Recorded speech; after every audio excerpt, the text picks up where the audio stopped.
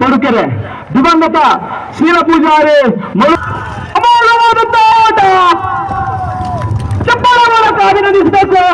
ಕೋಟ ಮಳೂರು ಶೀಲ ಪೂಜಾರಿ ದಿವಂಗತ ಶೀಲ ಪೂಜಾರಿ ಅವರ ಕೋಣಗಳು ಬರ್ತಿರುವಂತಹ ರಿಜ್ವಾನ್ ದಾಳಿ ಕೋಟ ಮಳೂರು ಪಡುಕೆರೆಯವರ ಕೋಣಗಳು ಮತ್ತೊಮ್ಮೆ ಆದಂತಹ ನಮ್ಮ ಬಂಧು ಮಿತ್ರರು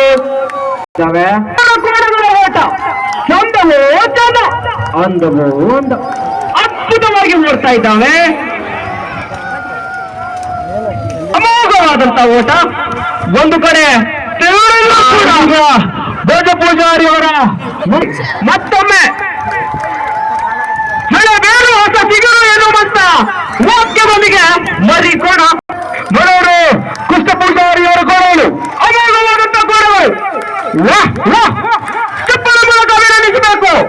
ಏನಿದು ಓಟ ನೇರ